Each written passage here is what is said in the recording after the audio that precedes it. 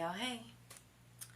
Okay, so let's just get straight into it. If you follow my channel for a while, you know that back in August, I went on a 7-day cruise for my birthday. I was gifted this cruise by the person that I was dating at the time. I'll just give y'all a little back history of before the cruise, how the cruise came about and all that. Okay. I have been, or had been, single for quite some time. And in February, I reached out to a guy who I was previously married to. We followed each other on Instagram. And from time to time, I will get off of Instagram and I'll stay off for like months. But we always kind of like spoke to one another on Instagram. So when I hopped back on Instagram after I hadn't been active on there in a while, I saw that usually when I get on there, if he's posted something, it would be the first thing that I see on my feed. So I noticed I didn't see anything that he had posted recently. So I went to his Instagram page and saw that he hadn't posted in months either. So I was like, well, I hope he's okay. So let me just message him, make sure everything's alright. So I sent him a message, said, I see you haven't been, on here in a while, and I hadn't either. So, hope everything is okay, blah, blah, blah. So he reached back out. Yes, everything is okay. Hope you're doing good, and blase, blase. This is my number. So I said, okay, this is my number too. But I was at work at the time, so after I got off work, I called, and when I called, we talked for a long, long time. So this was my first husband, the guy that I was married to for the first time. And I always blamed myself for that marriage ending because we were both so young. He's a few years older than me. I was actually 15, 16 at the time we got married, of course, and pregnant. And I always blamed myself for that marriage because, y'all, in my younger days, I was a hellion. I had a terrible, terrible cussing mouth. And even though we weren't living together at the time, I had lived with him for a while in Camp Lejeune, North Carolina. After I had my daughter, we went to go stay in North Carolina where he was stationed. So at the time I thought he was too controlling and I thought he was insecure. I did not want to be with him. So a couple of incidents happened while I was in North Carolina, and I just thought, I don't want to be with this guy, I want to go home. So I went back home to my mom's house, and once I went back home to my mom's house, in my mind, we ain't together no more. So I started dating other guys, still married, not living together, but we were officially still married. So, and in his mind, I had cheated, and I had also gotten pregnant. Did not have the baby, but he did divorce me, and so throughout all the years, y'all, I have always blamed myself for that marriage ending. And any marriage, I've been married a few times after that. All of my marriages after that didn't work, I always blamed it because I always thought that was like my payback because of, me cheating on him in my first marriage, as a teenager. So I always just had that in my mind, and I always thought, well, that's the one was probably the person I probably would have stayed married to. That was probably the one that got away. So when we started talking that night, we just talked, and I started getting those feelings back from like when we first started dating, like before I even got pregnant. And even then we didn't date for like any length of time before I got pregnant. We started dating the end of my freshman year in high school. Before the summer was up, I was pregnant. And I was so young, I couldn't really go anywhere at the time. So how I got pregnant was I let him sneak through my bedroom window. My mama and everybody wondered, how in the hell did this child get pregnant? Because I couldn't go anywhere. So yes, we didn't really have a dating life, a dating experience at that time when I got pregnant. So it was started dating the end of my freshman year. Got pregnant that summer. He left to go to the military. Came back from basic training. We got married. He left for a while to go get situated or whatever, and sent later for me and our daughter, and then end up leaving and blase blase. Okay, so I always carried this guilt in my head of anytime a relationship that I was in didn't go right, I blamed it. I blamed it on what I did in that marriage. I was thinking, okay, this is my payback from what I did. So when we started back talking, all those feelings came back, and we were like a couple again almost immediately. And it was my doing. I'm like, okay, we dating. Yeah. Same thing I did when we was teenagers. Oh, you my man. And he was like, okay, yeah, we together. So we started back dating, and I'm thinking, okay, so we're both much more mature now. This is gonna work. This is who I'm supposed to be with. That's how I thought. Okay, so this was my first husband. All other marriages did not count. So we back together, and this is for life. It wasn't much long after that. There were signs showed up that he was still controlling and still insecure. But me thinking that this was the relationship that I should have never, let go. I should have never did wrong in this relationship. Wanting it to work, just dismissed the red flags, and there were a few red flags in the beginning. And a couple of times before the cruise, he had actually broken up with me before the cruise, because I would mention something that he did that I felt was hurtful to me, and he would say, well, Tara, maybe it's just not meant to be. We just got back together thinking, something was gonna be that should have been. So maybe it wasn't meant to be. So I was like, well, oh, okay, well maybe we can still be friends or whatever. Yeah, we can still be friends. Hang up the phone, then I get a text message. Please delete all my photos from your social media. But prior to the couple of red flags, he had asked me if I wanted to go on this cruise, this 7-day cruise. He said it was two more couples were going, and I was like, sure, yeah, I'd love to go. I've never been on a cruise, so yeah, I was excited to go on a cruise. Okay, so that incident happened where he was like, after we had just, said, we'll be cool or whatever, I got a message, please delete all of my photos off of your social media. So we had been to a couple of events, we had been to a wedding and a party together, so I posted pictures, on my social media.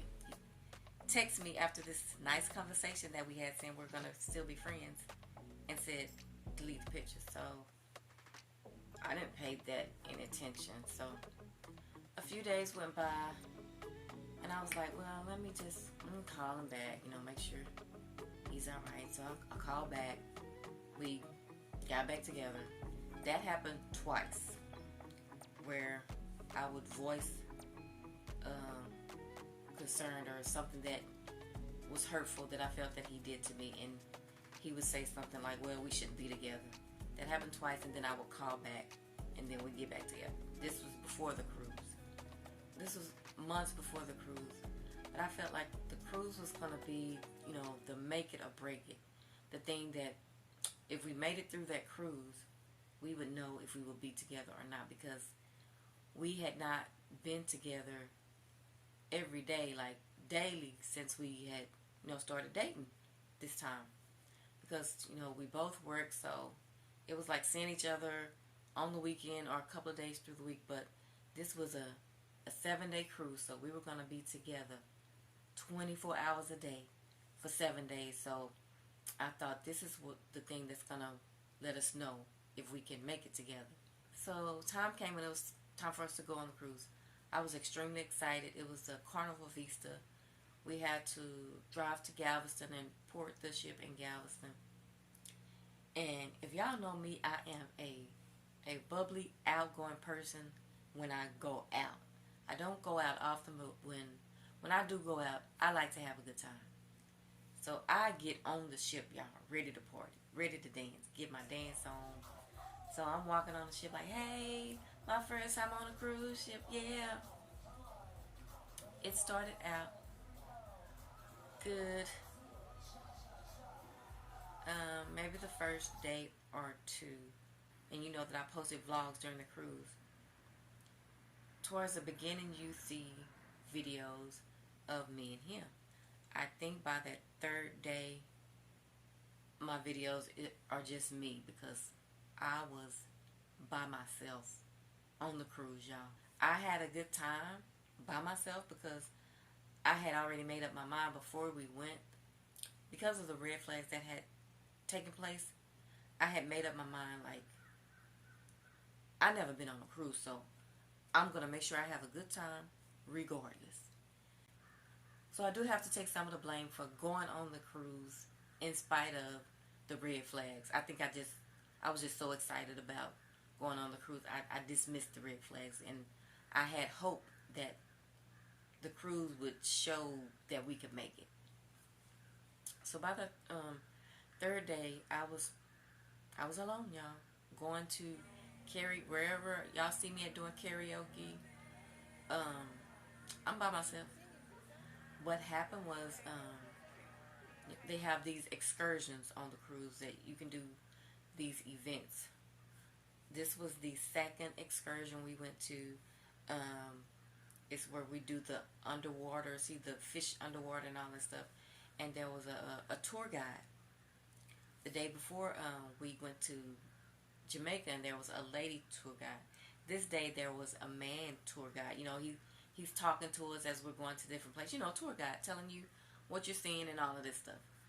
So he took us to this bourbon store, and he was like, when everybody come in, everybody take a shot. They had all these different type of Jamaican wines and bourbons and stuff. So we had just been talking, you know, having a pretty decent conversation, you know, on the tour bus before we got there. So everybody's in line, you know, to get in the little bourbon store, Jamaican store, to take a shot. So I'm in front of him. I take a shot, bloop. And so I'm beginning to walk and look for things, gifts to get my coworkers, you know, when I go back to work. So I saw these bracelets. They were bracelets for men, and I thought, well, he may like this.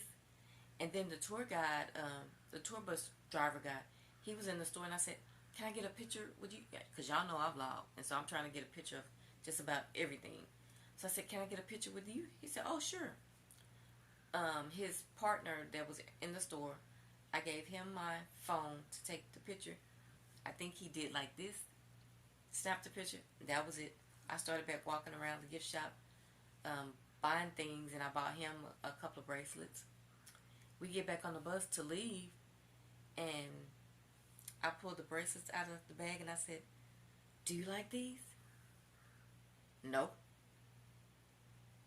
I said, oh, okay. So we were going to, he was the tour bus driver. He was taking us to another spot, and as he's taking us to these spots, he's, you know, explaining where we're at. So when we got to the second spot, he said, this spot is where you can go in and get your passport stamp.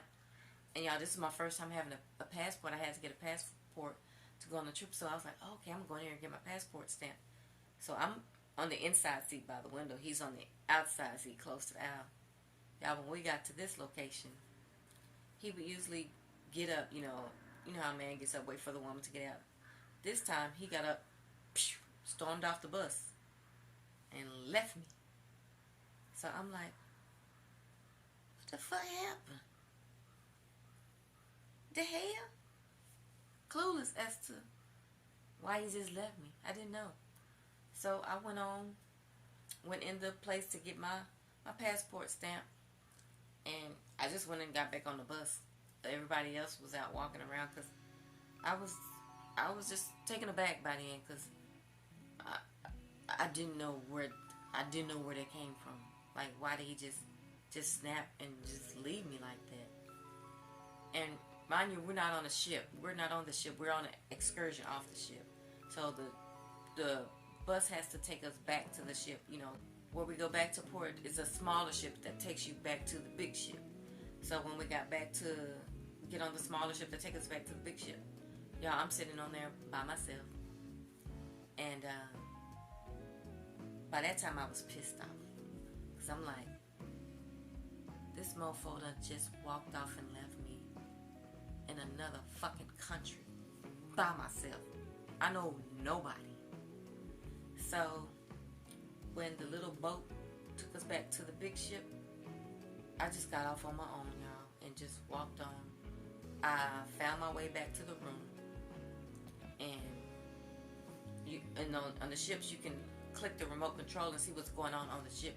And I saw karaoke was going on that night, and I said, I'm gonna finish enjoying this cruise. So those are the times you see me by myself. All the other times that I did karaoke.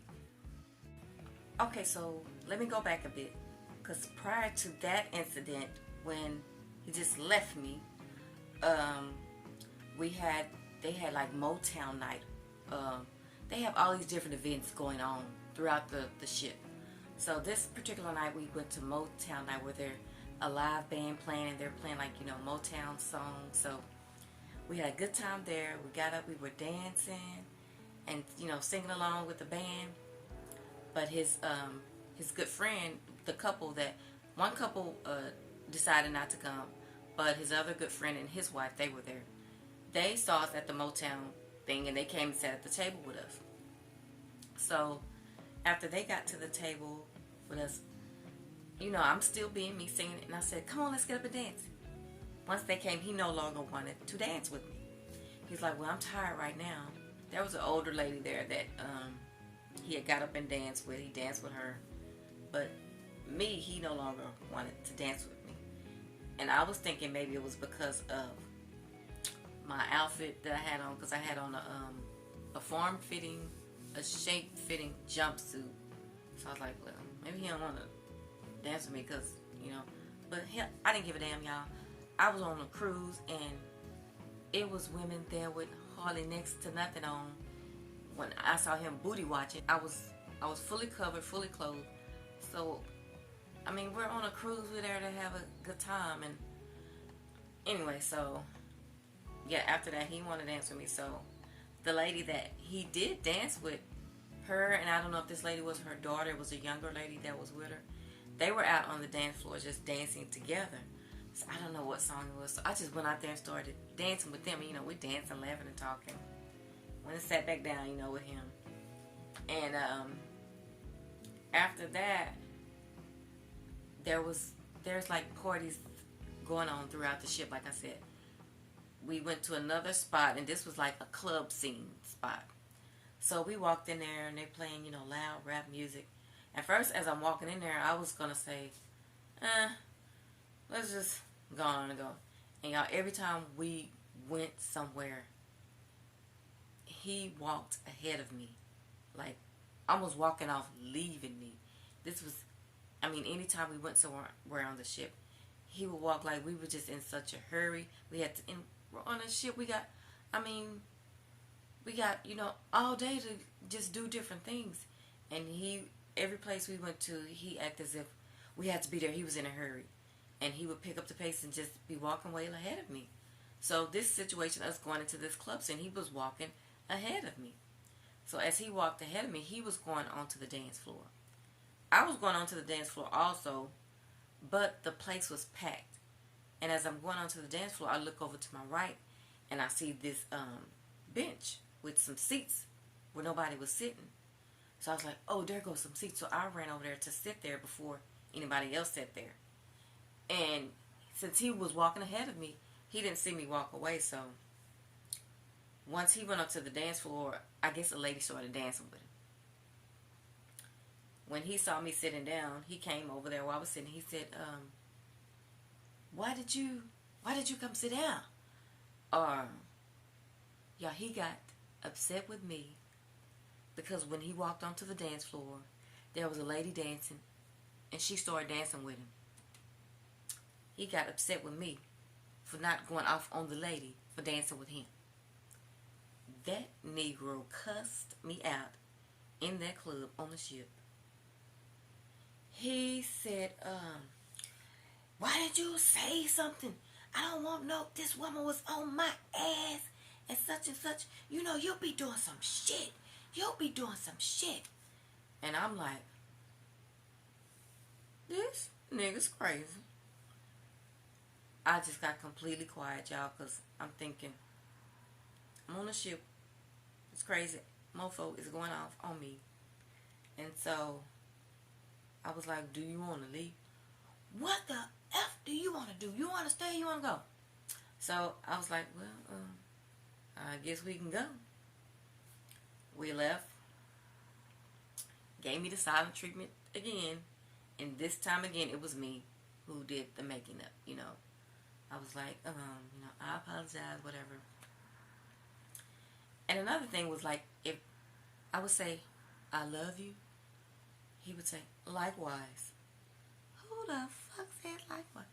Yeah, it was the weirdest thing. Because in the beginning when we first got back together, it was like the love bombing phase. He just love bombing, was cooking for me every day, you know, real attentive. That didn't last very long.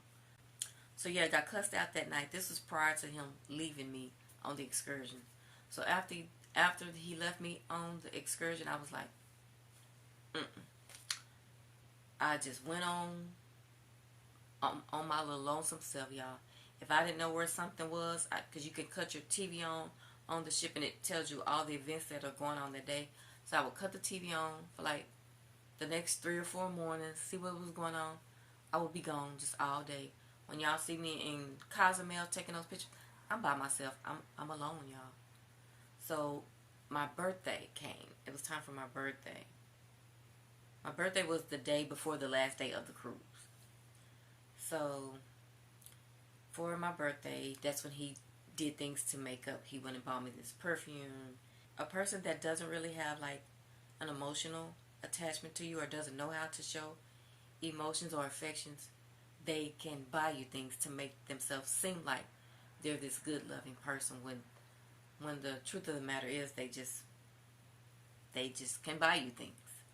So yeah, he bought me these things for my birthday, and he had planned this very elegant dinner. I did a vlog of the dinner for my birthday. So after that, I dismissed, you know, being on my own for those 3 days I was on my own. So by the end of the cruise, when it was time to come back, you know, we had made up. A couple of weeks went by after the cruise, and I hadn't said anything to him about this, but I had got to the point where I wasn't really wanting to be around him. It had gotten depressing to me because he was such a negative person. You know, being around a negative person can bring your spirit down. And so I wouldn't ask to come over his house. I wouldn't ask for him to come see me. And so he asked me to come to his house this last time I went there. And something about me, I knew that was going to be my last time at his house. I just knew it. I felt it. So I was being extremely nice to him that last time I was at his house. It was like he felt like, I done took you on a whole 7-day cruise. You about to bow to me. He did not say those words, but in my mind, that's how he was acting, because he would say little shit that I would catch, and I just wouldn't say nothing. Because I said, well, I'm going to do something for you, like, please yourself. Tara, that's what you're supposed to do. I didn't say anything. The last day I was there, he was like, come here, let me show you how to make me an omelet. Okay, you can show me. It's almost time for me to go to work. I'm trying to hurry. And I said, well, okay, let me get, babe, make me a shake before you leave. Make me one of those smoothies. Okay, I'll make you a smoothie. And I was kind of pressed for time. You know, I'm trying to, get out to go to work. So I'm like, okay, I'll fix you a smoothie. Because in my mind, I'm knowing I'm not going to be back over here. I just knew that was my last day over there. So I'm just being extra nice. Okay, fixed the smoothie. And I left. Went to work. So a couple of days later, I made this video about chicken strips. And I post the video. So I'm at work. I get a call on my work phone. Not my cell phone, my work phone. My coworker sit next to me. Security guard standing right here. I answer my work phone. When you gonna fix me some chicken? I said, hello? Who is this? You making videos about chicken, when you gonna fix me some chicken? I'm like, I'm gonna call you on my lunch break. So, when I went to my lunch break, I called him. I said, okay, so what are you saying about me making a video about some chicken? What you talking about? And I said, when you called me at work, you said something about my video, making chicken. Oh yeah, you had the chicken looking all good. When you gonna fix me some chicken? I'm like, oh, okay, babe. I'll fix you some chicken. You know, your videos are... He starts talking about my videos. Y'all know in my videos, sometimes I'm talking country. Sometimes I'm trying to use correct English and not be so country talking. So my chicken video, to me, I sounded talking country. He said, but you know, in your video, that's what's fake about you, because you don't talk like that. I said, what?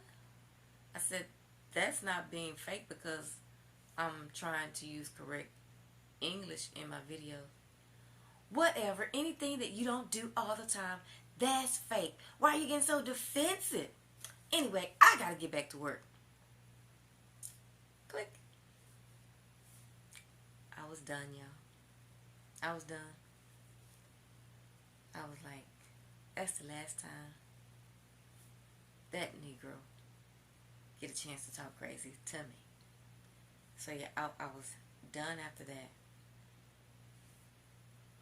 When he made the comment, said that I'm fake because the way I talk in my damn videos.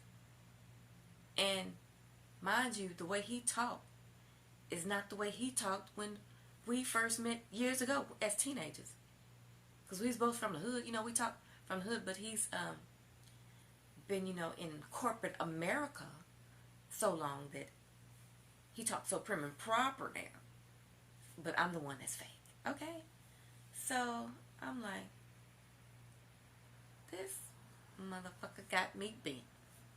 And I'm so glad that this time around, I did not cuss him out. I didn't go off on him. Because I don't know if he was purposely pushing my buttons to see if I would be that same girl that I was when I was a teenager. Because I'm telling y'all, back then I didn't give two F's. I would cuss him out from A to Z and not think twice about it. I did not do that this time. But when he called me fake, I just said that was it. And didn't hear from him for 2 or 3 days, and I guess he thought I was going to do like I had been doing, call and say, how you doing? I hadn't done that. He called and said, I was just calling to see if you leaving me out here homeless without a girlfriend or some bullshit like that. And I don't think I really had much to say. And he's like, well, I've been through worse, doing the same shit again, like, you know, realizing I'm upset and then, you know, ready to break up. I said, yeah, So I guess he realized then that she done. So I get a text. Tara, please don't hate me. I don't want you to hate me, or something like that. So after that, you know, we talked. And I just told him I didn't want us to be together as a couple no more. Because I feel like the age we're at now, this is who you are. This is who I am. And like I said, I had been single for a long time. And y'all, I've been single. I mean, at times I got lonely, but I was in a place of peace. My mind was at peace. And just every time I was around him, just the negativity, it was draining. A person that's just so negative. Everybody's done him wrong. From job to family, friends, everybody's done him wrong. Neighbors, he had new neighbors, didn't know him from Adam. He got new neighbors that are were an Asian family, a whole family of people. I kid y'all not. We were sitting in his backyard. The Asian family is next door in their backyard, outside, having a gathering, a good time with their family. That bothered him so bad to hear those people just laughing and talking with each other. He act like he couldn't hear me, couldn't hear his music. I'm like, what? Then when he started talking to me, and I'm listening, and they started talking like, never mind, them MFs are listening. I said, huh? Nothing. So I was like, those people, I heard what he said. He said that the Asian family that are in their yard having a good time, laughing and having a good time, playing games or whatever they're doing with their family, wanted to know what he was saying to me. People that didn't even know him. I was like, something ain't right. I was still trying to hold down. And so when we talked, I just said, I just think the age that we are at now, this is who we are. As a matter of fact, I had gave myself such a hard time all these years thinking I didn't give this man a chance. And when I left thinking he was this controlling, insecure guy, when we got back together this time, it was those same feelings, even magnified.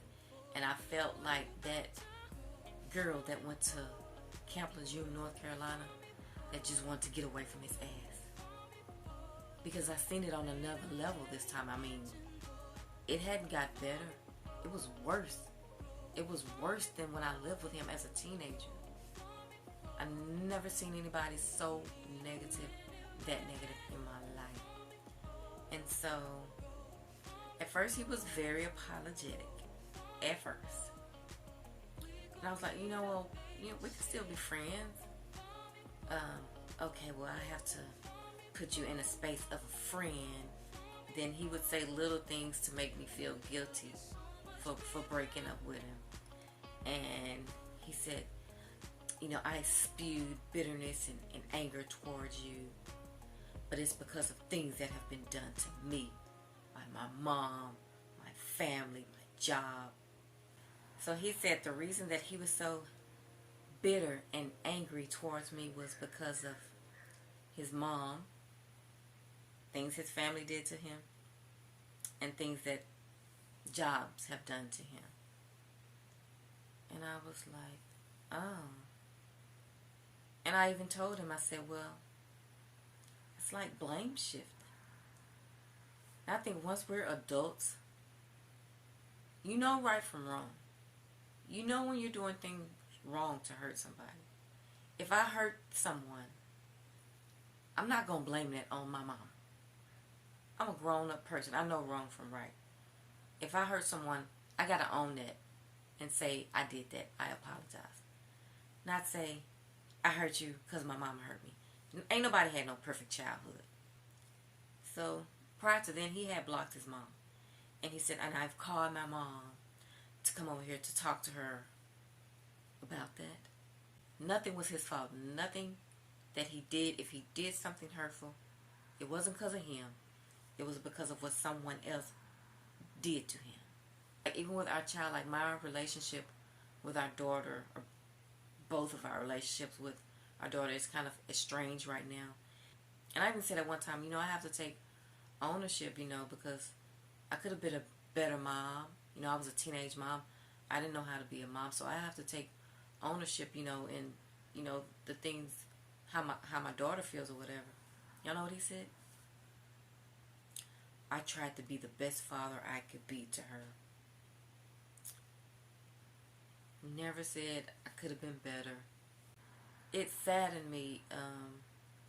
It kind of made me disappointed in myself because I realized all this time that I never knew this man that I had a child by. I never knew this person because, as I said we started dating in high school. Didn't really get to know each other. You know, back then you just talked on the phone a lot. And I felt really disappointed that this was the man that I chose to be the father of my child. And it was disappointing. It was eye-opening. It helped me understand a lot of things, though, that I didn't understand. And it took that weight of blame off of me. That blame that I had for all of those years that I blamed myself for that marriage not working. Had I not left Camp Lejeune, North Carolina, it wouldn't have worked. And plus, with the attitude and the mouth that I had back then, had I just stayed, it probably ended up worse. But it was heartbreaking, y'all. And so I was still trying to, remain friends. And so I had called him, one weekend. Plus, we were a couple, and I had got used to, talking to him. So I called him one weekend, and he wasn't answering the phone. And I know he had told me that he had been working in the yard. So I'm thinking, well, I hope he didn't get overheated working in the yard or nothing. So I kept calling. I texted him. I was like, hey, please answer your phone. I'm trying to talk to you. And, I hope you're okay. Miss you. Blah, blah, blah. So finally he called back. Oh, yeah, I'm okay. I think I had worked in the yard too much. And I'm on my way to work this day. And I think I missed his call. And I think I had missed his call. And he texted me saying he was okay. So I called him on my way to work. And we talked all the way on the way to work. Nice conversation. I was like, yeah, I had got worried. I was just checking to make sure he was okay. Yeah, I'm okay. Little small talk, but on my way to work. So I get to work, pull up in the parking lot. I'm like, well, I'm about to go into work now. Okay, well, have a good day. Yeah. Before I could sit down at my desk, my phone, bloop, I get a text message after this nice conversation. I don't know. I'll have to read it. I'm not expecting anything from you. Like, this is rude. Another rude ass text message. Not as rude as the previous ones he had sent. It was like he was telling me, like, you ain't gotta call me, in a nice way. So I'm thinking, well, he's probably upset because, I broke up with him. Still trying to be friends. So I text back. I said, I was really hopeful that this relationship will work. And I said, when I told you those things that were hurtful to me, I wasn't lying. I didn't make those things up. I said, I was just hoping you would, want to prove yourself to me that you're not those things that you did to me. But, yeah, he flipped it. He flipped it as to if that's what a narcissist will make your ass think you crazy. He flipped it as to if I had done something to him and he broke up with me. Just that fast. He sent me back a message because when I had told him, there are plenty of single women out here when I broke up with him. So there are a lot of single women out here. You have a good job, you have a nice home. You won't be single long. There are a lot of single women that will love to be with you. And they'll put up with whatever just to say they got a man. And so he brought that up in the text message. You went as far as to say that any women would want to be with me in my home and blase, this and that. And I'm not expecting anything from you. Some bullshit, y'all. So after I read all that, I said, okay. I said, I wasn't calling because I thought you were expecting something from me. But you take care. I get a response back. No worries, you too. That was the last conversation we had, y'all. The last conversation. And I blame myself because I shouldn't even went on that goddamn cruise. I should not have went because there were red flags before that cruise that let me know. The way he was when I went to North Carolina, he was that on another level, on a higher level. It was extreme, and it had started depressing me. Not because it started depressing me because shortly after we started dating, Mother's Day came, and he was planning this event at his house because he was saying he wanted his family, which I think he wanted all of his family to see his home, and he was stressing out behind it and talking about his family like, these people have done this and I don't want them hearing this and that. And I'm like, well, it's a family game. Let's just, everybody just come together, have a good time. Anything I tried to say that it could be a positive thing, he went back to negativity. Went so far as to post on their family social media page, release your bowels before you come to my house. Y'all, he didn't want nobody to boo-boo at his house. He had posted on there telling his family not to relieve their bowels or to relieve their bowels before they came to the Mother's Day dinner. Who can control when they have to have a bowel movement? And I told him, I said, if I saw that, I would just not even come. That would make me just not want to come. But it was my fault. So I really just have to take the blame for that because of the red flags that were there before the cruise. Some kind of way I thought that, us going on the cruise was going to just make everything okay, because I thought, being on the cruise, not having the pressure of having to get up and go to work and just, be there and enjoy each other's company. I thought it was going to be a nice cruise, y'all.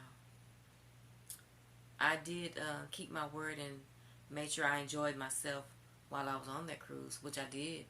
Going places by myself. I still went dancing.